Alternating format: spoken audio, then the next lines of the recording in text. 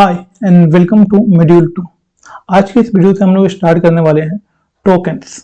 ये भी काफी फंडामेंटल एंड बहुत इंपॉर्टेंट टॉपिक है, राइट। तो सबसे पहले समझते हैं कि टोकन्स का मतलब क्या होता है।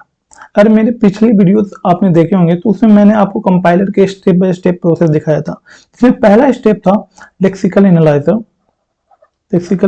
एनालाइजर, जहां पे मैंने इसका मान ली कि अलग नेम भी है, कह सकते हैं टोकेनाइजर। तो यहीं से ये वर्ड आया है टोकेनाइजर, राइट। ये बेसिक बिल्डिंग ब्लॉक्स होते हैं, right. Now let's try to understand what is the mean by tokenizer. अगर इसे सिंपली अगर एक डेफिनेशन देखें तो we can write smallest components of programs are called as tokens, right? What are the like the smallest component can be in program, right? It can be like keywords, it can be identifier, class name, and there is lot of more, like तो उतना ज्यादा complexity में ना जाते हुए simple समझते हैं कि टोकन कितने टोकन्स होते हैं एक प्रोग्राम में, राइट। तो चलो इसे बताता हूँ। तो यहाँ पे लिखते हैं टाइप्स ऑफ टोकन्स, और ओके टाइप्स ऑफ टोकन या ओके लिख सकते हैं। उसके बाद सबसे पहले हम लोग समझने वाले कीवर्ड्स, उसके बाद आइडेंटिफायर्स एंड वेरिएबल्स। तीसरा we are going to see about our like operator. चौथा सेपरेटर एंड पांचवा we are going to see about literals, but literals यहाँ पे कुछ कारगर नहीं है, और कांस्टेंट भी कहते हैं, कांस्टेंट इसे कांस्टेंट भी कहते हैं यहाँ पे, बिकॉज यहाँ पे वैल्यू हमेशा चेंज होते ही रहता है, तो ये काम करता नहीं है। बट हमें इसे समझने की कोशिश करते हैं हम कि कैसे इंप्लीमेंट कर सकते हैं पाइथन में कांस्टेंट भी, राइट। तो ये भी एक इंटरेस्टिंग हो जाएगा, राइट। तो सबसे पहले इसको फिनिश करते हैं, उसके बाद इसको, फिर इसको, फिर इसको, फिर इसको, right. Now let's start with keywords, right. तो I am going to take on blank screen, उसके बाद समझते हैं कि होता क्या। Now this is first one, keywords. जितने भी रिजर्व्ड वर्ड है,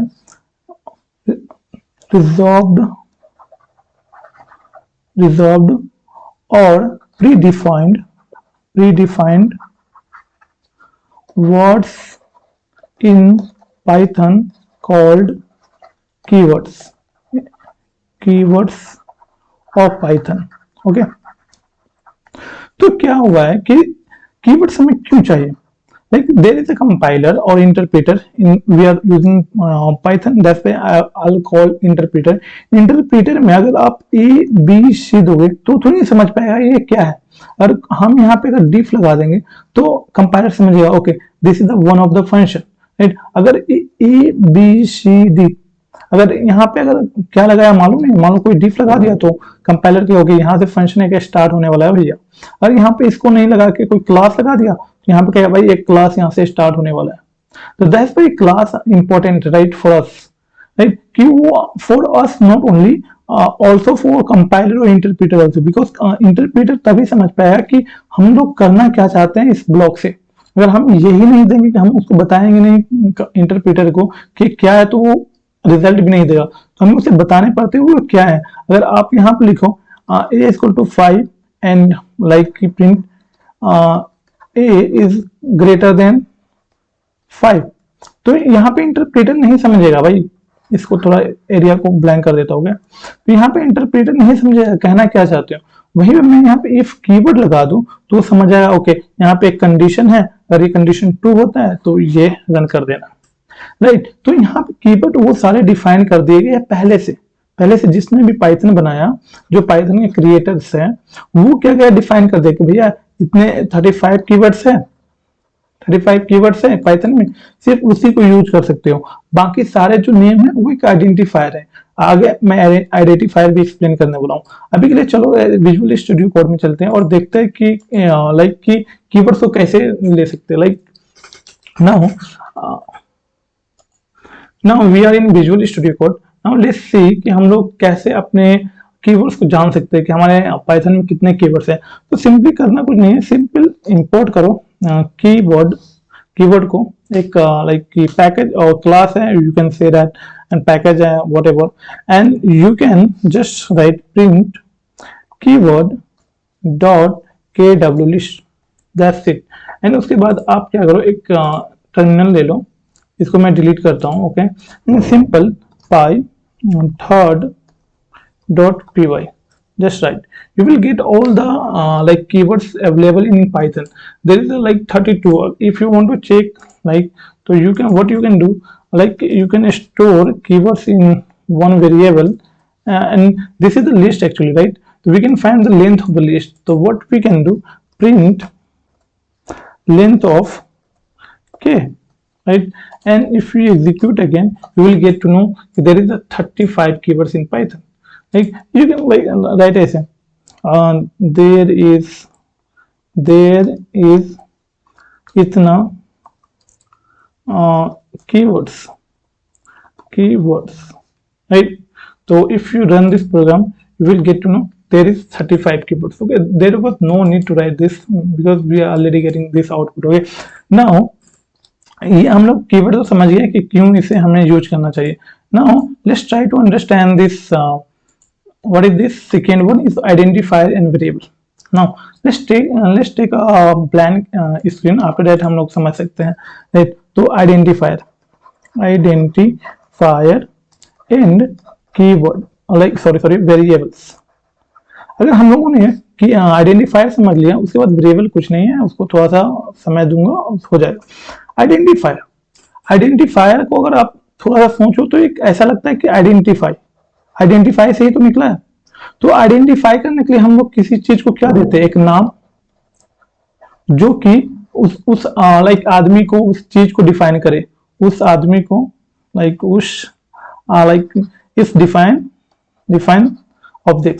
objects and person, we can say living or non-living thing, it define the things, a name define the things, right?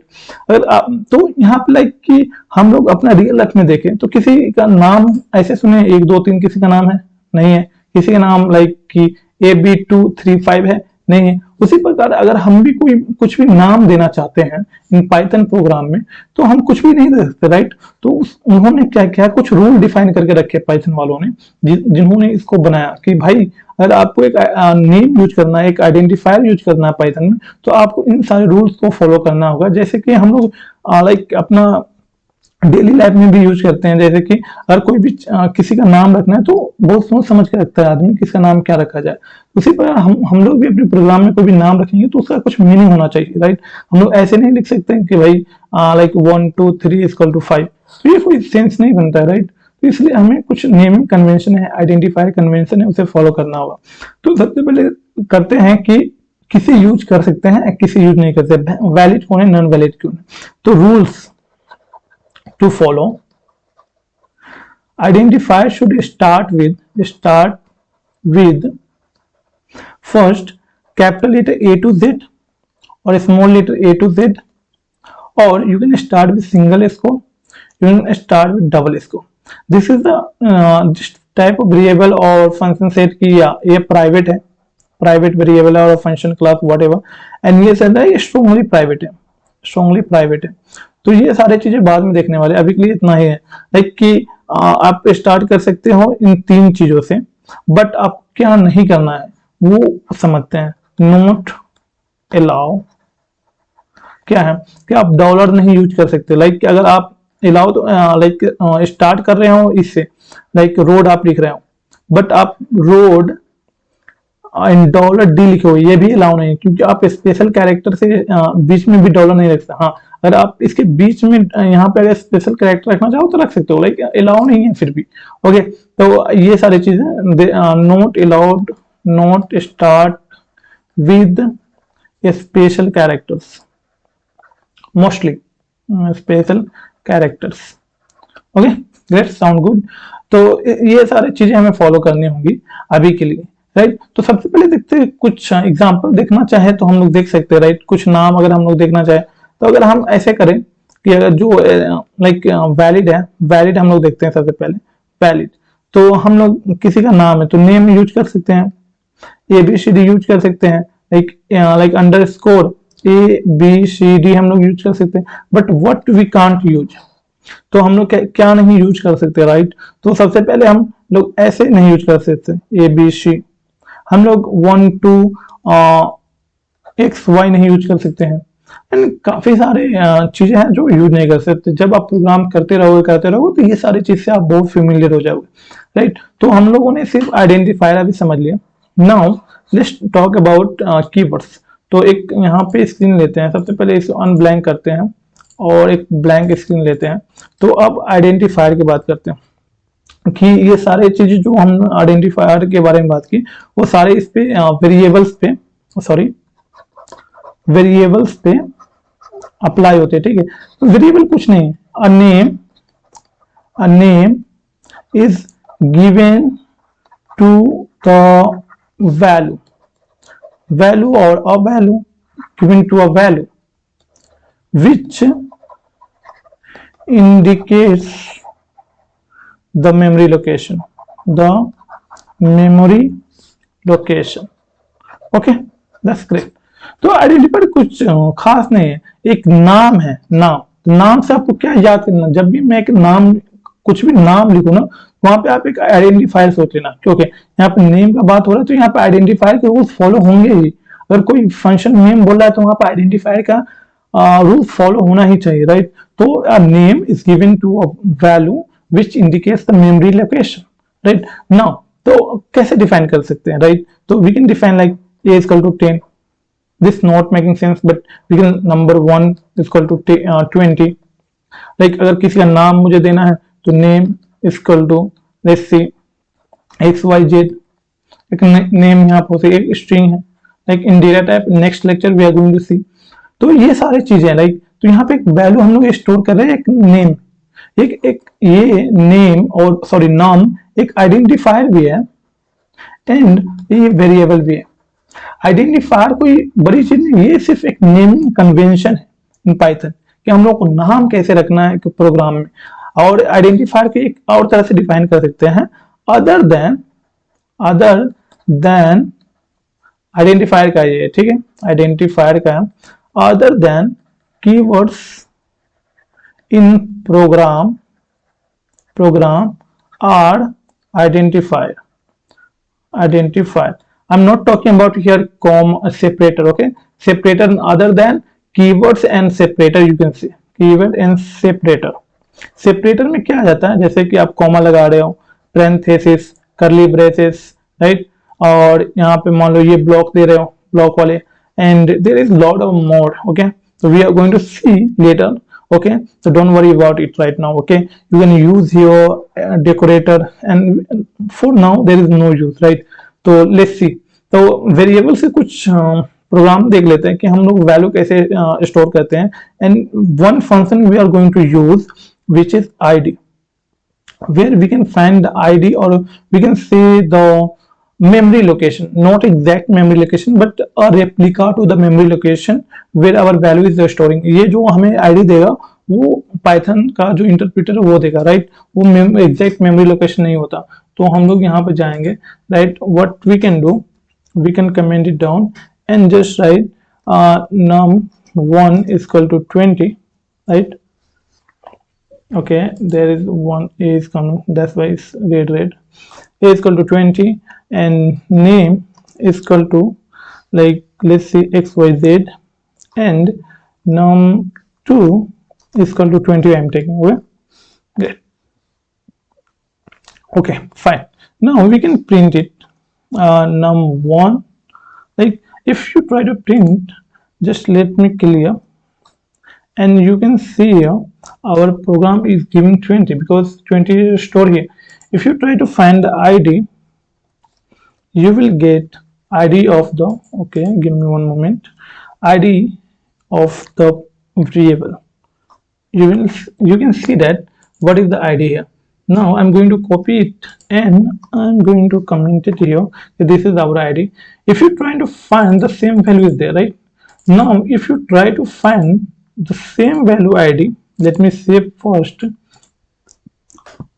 you will get to know there is exact same like id is giving to us because the the object name is different but the value are same. So what is happening, why is giving the same id? Because when I created num 1 is equal to 20, uh, in a memory block 20 is stored, okay, and this is one object, okay, this is the object, you can say, okay. Now when I store num2 is equal to 20, it's identify, hey, already 20 is there, why we need to create one more block for 20? So what we can do, we can refer the same id, यहाँ पे एक id है, same id for the same value, right? Same id for the same value, right? It is making sense, right? Okay, so this is the things for variables and our what we can say that identifier. तो identifier का अगर summary देखें तो क्या है, एक naming convention. Identifier is nothing but a naming convention and variable कुछ नहीं है, एक name है, a name which store some value, which store value. ये वैल्यू कुछ भी हो सकता है, ये वैल्यू कुछ भी हो सकता है, एक लिस्ट हो सकता है, एक लिस्ट हो सकता है, एक सेट हो सकता है, एक इंटीजर हो सकता है, एक स्ट्रिंग हो सकता है, कुछ भी हो सकता है, कुछ भी डेटा टाइप हो सकता है इसका, right? It can store anything, right? तो ये इंडिकेट करता है कि मेमोरी लोकेशन के, दैट्स इट. तो आई होप आपको दोनों समझ में आया होगा, right? Now like we understand the keyword and identifier and variable.